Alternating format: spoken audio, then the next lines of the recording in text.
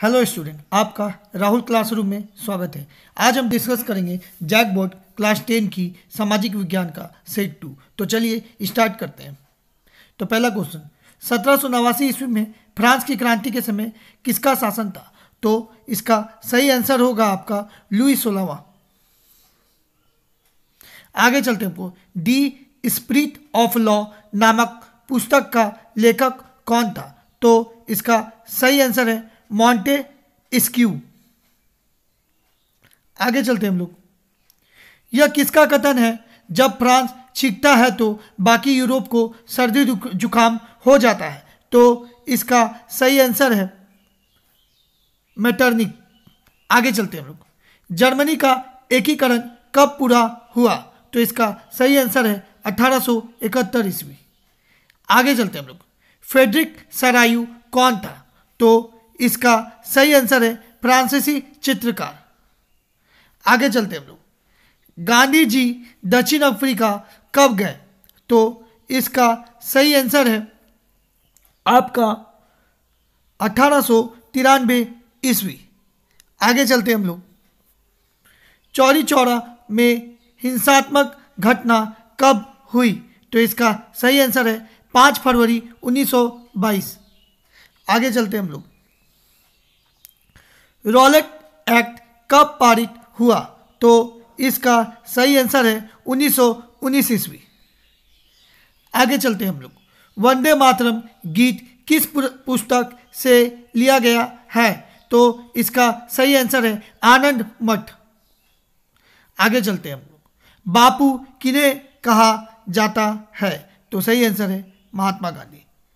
आगे चलते हैं हम लोग। समाप्यता के आधार पर संसाधन कितने प्रकार के होते हैं? तो इसका सही आंसर है 2। आगे चलते हैं हम लोग। निम्नलिखित में से किस राज्य में सीढ़ीदार खेती की जाती है?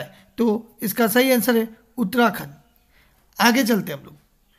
पूर्वी तट के नदी डेल्टाओं पर किस प्रकार की मृदा पाई जाती है? तो इसका सही आंसर है जलोढ़। आगे चलते हैं हम लोग। किस मृदा को रेगर या स्वतः जुताई वाला मृदा भी कहते हैं? तो इसका सही आंसर है काली। आगे चलते हैं हम लोग। इनमें से कौन सा संरक्षण तरीका समुदायों की सीधी भागीदारी नहीं करता है? तो इसका सही आंसर है वन्य जीव पशु विहार का परिसीमन। आगे चलते हैं हम लोग। भारत जैव विविधता में समृद्ध देश है। विश्व की कितनी प्रतिशत उपजातियां भारत में पाई जाती हैं? तो इसका सही आंसर है 8%। आगे चलते हैं हम लोग। भारतीय वन जीव संरक्षण अधिनियम कब लागू हुआ? तो इसका सही आंसर है 1972। आगे चलते हैं। भारत में बहुउद्देशीय नदी परियोजना को आधुनिक भारत का मंदिर किसने कहा? तो इसका सही आंसर है जवाहरलाल नेहरू। आगे चलते हैं हम लोग। दामोदर नदी घाटी परियोजना किस राज्य में स्थित है? तो इसका सही आंसर है झारखंड। आगे चलते हैं हम लोग। सरदार सरोवर बांध से कौन सा राज्य प्रभावित होता है? तो इसका सही आंसर है गुजरात। आगे चलते हैं हम लोग।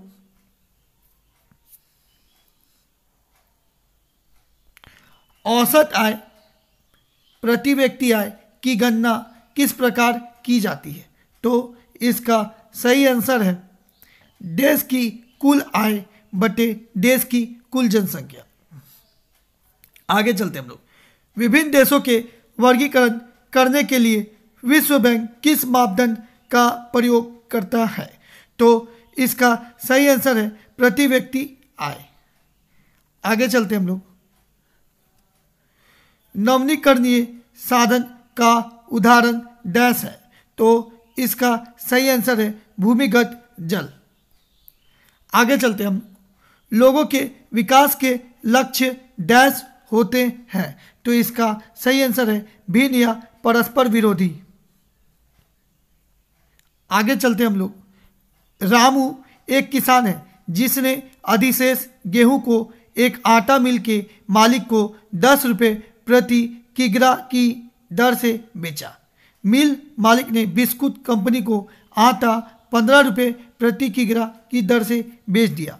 बिस्कुट कंपनी ने आटे के साथ चीनी एवं तेल जैसी चीज़ों का उपयोग कर बिस्कुट के 4 पैकेट बनाई और बाजार में उपभोक्ताओं को 80 रुपये में यानी 20 रुपये प्रति पैकेट बिस्कुट बेचा।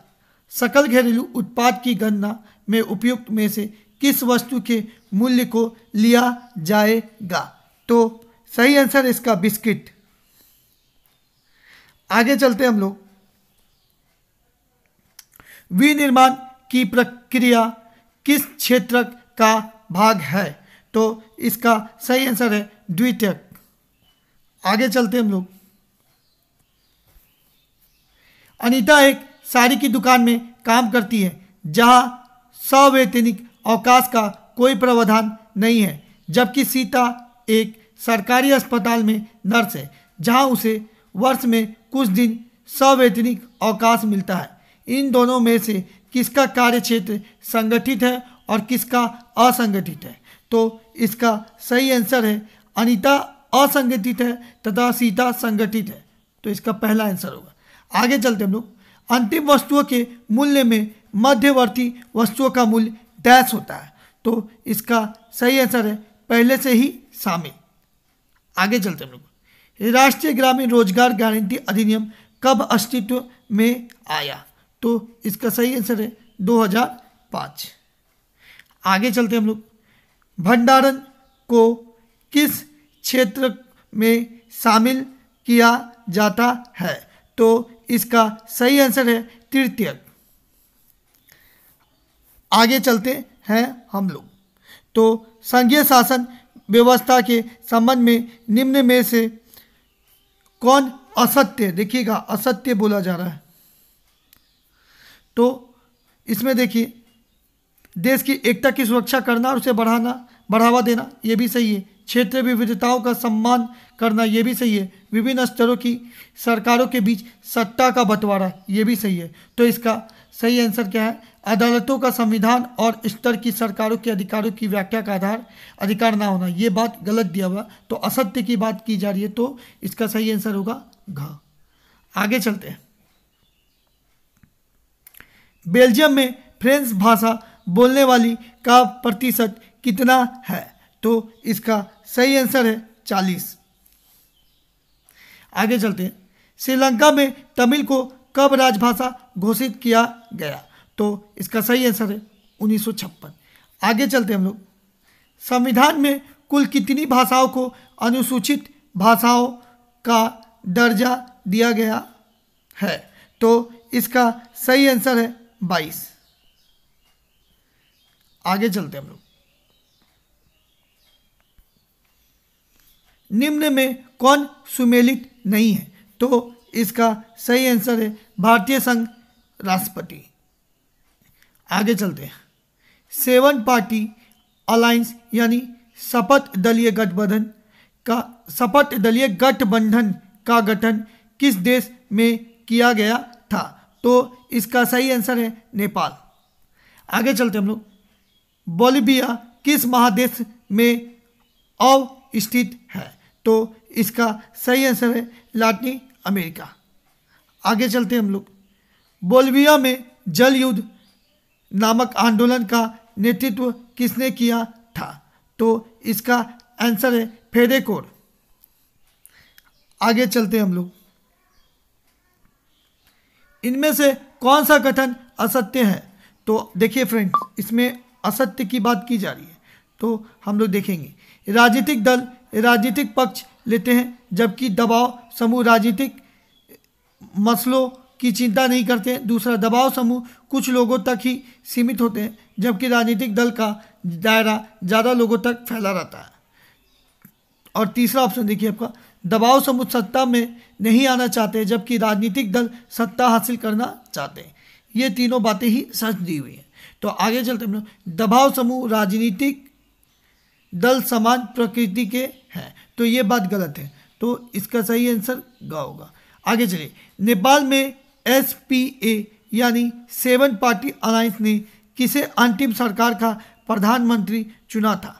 तो इसका सही आंसर है गिरिजा प्रसाद कोइराला। आज के लिए इतना ही फ्रेंड। अगर आपको मेरी वीडियो पसंद आई हो तो प्लीज़ लाइक, शेयर और सब्सक्राइब करें और बेल आइकन की घंटी को दबाना ना भूलें और मुझे कमेंट बॉक्स में मेंशन करें अगली वीडियो कौन सी सब्जेक्ट की चाहिए। धन्यवाद।